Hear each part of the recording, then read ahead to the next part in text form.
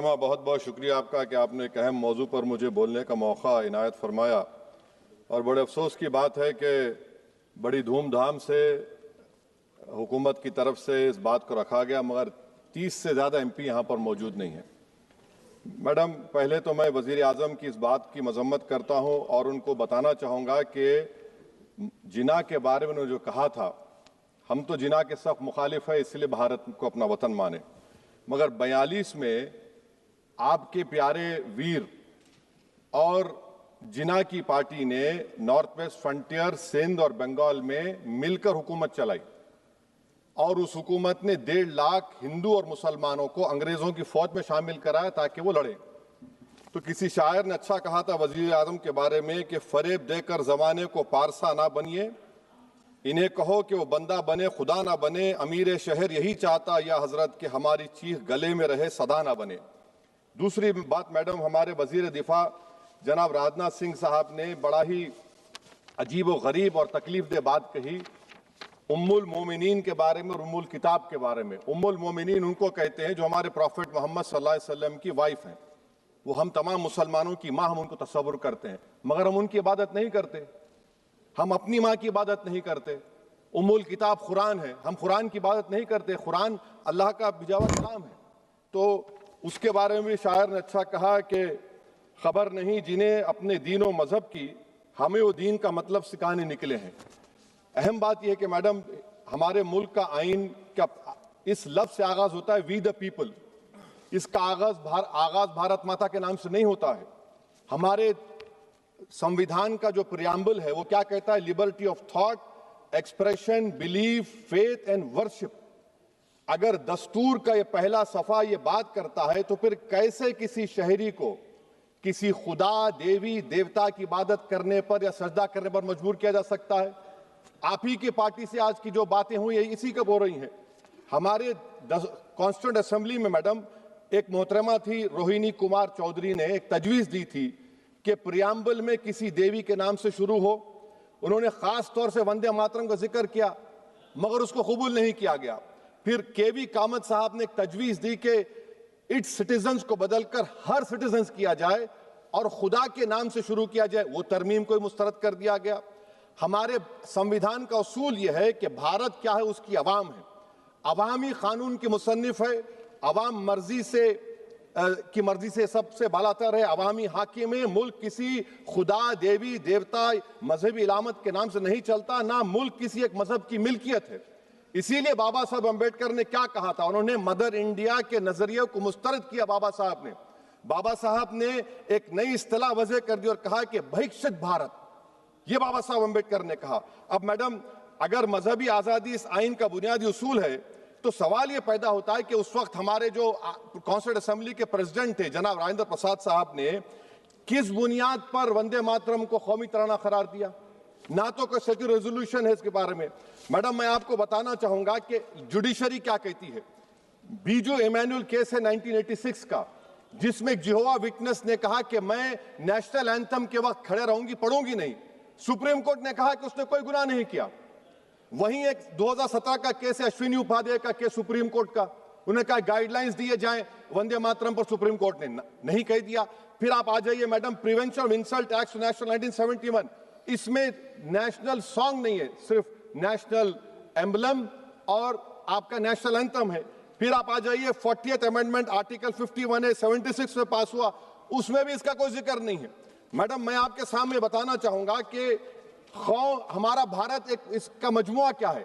इसमें हिंदू है, मुसलमान है, सिख है, ईसाई है, जैन है, एथिस्ट है, मेहनतकश है, किसान, गरीब, मजलूम और दलित है।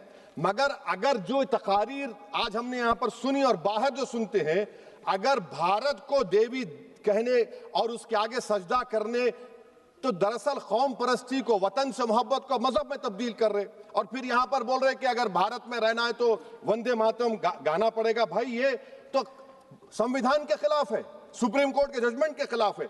अगर वंदे मातरम मैडम कौमियत का मियार है तो फिर सवाल ये है कि हजरत मोहानी की कौमियत क्या थी जिसने इनकलाब जिंदाबाद का नारा दिया? अगर यूसुफ मेहरली ने quit India, Simon go back का नारा दिया तो उसकी कौमियत क्या थी? अगर हैदराबाद से मौलवी अलाउद्दीन जो मक्का मस्जिद का पहला मुजरिम है काला पानी में, और तूनेबाज खान जो मारकर लाश को लटका दिया गया था हैदराबाद में 8 दिन तक, उसकी कौमियत क्या थी? अगर इनायतुल्लाह काफी जो जिहाद का फतवा अंग्रेजों के खिलाफ दिया मुरादाबाद में, जब उनको 2 दिन में फांसी की सजा दी गई और जब फांसी की सजा के बाद जा रहे हैं तो इनायतुल्लाह मौलाना काफी की जबान पर क्या था? वो रसूलुल्लाह हमारे प्रॉफिट की नात पढ़ रहे थे। क्या पढ़ रहे थे? कोई गुल बाकी रहेगा ना चमन रह जाएगा, पर रसूलुल्लाह का दीन हसन रह जाएगा। तो उनकी कौमियत क्या थी? माल्टा की जेल में महमूदुल हसन, हुसैन अहमद मदनी 6 महीने माल्टा की जेल की ग्राउंड में पड़े रहे, उनकी कौमियत क्या थी? अल्लामा फजले खैराबादी का वो सेल काला पानी का पुकार पुकार कर से पूछ रहा है, जो वहीं पर मर गए, खबर वहां पर है, बताओ मेरी कौमियत क्या थी? मैडम, मैं एक मुसलमान हूं, मैं इस्लाम को मानने वाला बावकार इंसान हूं और मेरे मजहब की बुनियादी तालीम तौहीद है। ला इलाहा इल्लल्लाह, नहीं है कोई खुदा सिवा अल्लाह के। और कुरान में अल्लाह क्या बोल रहा? इय्याका नाबुदु इय्याका नस्तईन, तुम मेरी इबादत करो, मुझे मानो। मुझे कहां से मिल रहा? आर्टिकल 25 से मिल रहा है। मुझे कहां से मिल रहा है? Liberty of thought, expression, belief, faith and worship से मिल रहा है। तो इसको जोड़ना ये बहुत ही खतरनाक होगा। और हमारे प्रॉफेट मोहम्मद सल्लल्लाहु अलैहि वसल्लम जब मदीने को गए तो उन्होंने उस वतन के लिए दुआ की, कहा कि अल्लाह मदीने की मोहब्बत हमारे दिलों में और इजाफा कर दे, मक्के से ज्यादा कर दे। तो ये इस्लाम, मुसलमान होना, हमारे ईमान में मुल्क की मोहब्बत बीच में नहीं आती और मुल्क से मोहब्बत है और रहेगी हमेशा, क्योंकि ये अजीम कुर्बानियां यहां पर शामिल है जिन्होंने जंग आजादी में हिस्सा नहीं लिया। आज अगर वो वतन की मोहब्बत का दर्ज देंगे तो बड़ा गलत होगा। मैडम, मैं आपके सामने एक चीज पढ़ूंगा। 1937 रविंद्रनाथ टैगोर ने लेटर लिखा सुभाष चंद्र बोस को। मैं सिर्फ, किसी ने नहीं पढ़ा ये। क्या कहा टैगोर साहब ने? But parliament is a place of union for all religious groups and there the song cannot be appropriate. When Bengali Muslims show sign of stubborn fanatism, we regard it intolerable. When we too copy them and make unreasonable demands, it will be self-defeating. ये मैं इसको ले करूंगा madam, आप देख लीजिए। फिर दूसरी तरफ मैडम आप आ जाइए, मैं यहाँ पर बैठकर, हाँ, जितने तकारीर यहाँ पर हुए सब जनगण मन पर तनकीद किए। तो मैडम मुझे ये कहना पड़ेगा कि जनगण मन पर आप लोग इतनी तकलीफ क्यों उठा रहे हैं? आखिर इतनी तकलीफ क्यों है? तो मैं जब जाकर देखा तो मुझे 28 दिसंबर का ऑर्गेनाइजर मैगजीन का आर्टिकल मिला, जिसमें ऑर्गेनाइजर लिखता है कि what is the moral sanction behind government choice of Jana Gana Mana, except that it can be made an item of entertainment at the sumptuous parties thrown by government officials. आप बताइए, इसका बोलेंगे आप? और फिर उसके कैंड कैसा करते हैं? It will mean we can not love our motherhood. Madam please, it will mean that Vande Mataram is buried alive with the word Jangan Mana on the tombstone, for the tomb will also be of Jangan Mana of the will of the people. इस पर आप क्या बोलेंगे? Madam, मैं आपको ये बताना चाह रहा हूं कि वतन की मोहब्बत हमारे लिए बहुत अहम है, मगर ये बताइए हमको कि अभी मैडम यहाँ पर आनंद मठ के बारे में बहुत कुछ कहा गया। मैं सिर्फ 2 मिसालें आपको देता हूं। आनंद मठ के पेज नंबर 70 और 80 को पढ़ लीजिए। इसके बाद सनातन जहां मुसलमानों के घर पाते थे, इन्हें आग लगा देते थे। आप पेज नंबर 98 पढ़िए। हमें सिर्फ इन मुसलमानों को जड़ से खत्म करना है क्योंकि खुदा के दुश्मन बन चुके हैं। फिर आप पेज नंबर 115-16 दीजिए।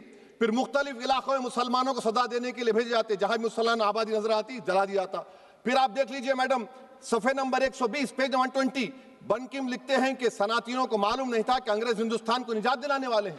ये आप क्यों कर रहे हैं? अब आप मैडम, मैं आपको पेपर्स दे कर दूंगा। मैडम, भारत में हमारी आजादी इसलिए आई और बरकरार रही कि हमने मुल्क और मजहब को एक चीज नहीं बनाया। हमने ऐलान किया कि हमारी मुल्क मुख्तलिफ तबकात मज़ाहिब पर मुश्तमिल है। हमारे मुश्तरका तकदीर हमारी कौमियत का सरचश्मा है। यह खास जबान, सखावत, मजहब नहीं है। अगर वंदे मातरम का मतन कौम और मजहब को एक बना देता है, अगर हम इसे टेस्ट बनाते हैं वफादारी का, तो फिर मान लीजिए कि यह गांधी, अंबेडकर, टैगोर, बोस और लाखों आजादी के सिपाहियों की सोच को छोड़कर गोडसे की सोच की हिंदू कौमी परस्ताना, मैडम खत्म कर रहा हूं, कौमी हिंदू कौम परस्ताना को इख्तियार करेंगे। मुझे वतन से बेइंतहा मोहब्बत है मैडम, और इंशाल्लाह हमेशा रहेगी। मगर बावजूद इसके कि मेरी मस्जिद, मेरी इबादत गाह, मेरे कपड़े, मेरे कारोबार पर हमले होते, मगर मैं फिर भी कहता हूं कि वतन मेरा, हर वतन को हम छोड़कर नहीं जाएंगे। मगर हुब्बुल वतनी का क्या मुतालबा है? हुब्बुल वतनी ये कहता है कि वतन से मोहब्बत है तो जुल्म को खत्म करो, गरीबी को खत्म करो, बेरोजगारी को खत्म करो, जबर का खात्मा करो, अमन का गहवारा बनाओ, पाकिस्तान की दहशतगर्दी को खत्म करो, एक्सप्लॉयटेशन को रोको, शरारत को रोको, मुल्क के खिलाफ की जाने वाली साजिश खत्म करो। मैडम, भारत एक चमन है जहां पर हर फूल को खिलना चाहिए।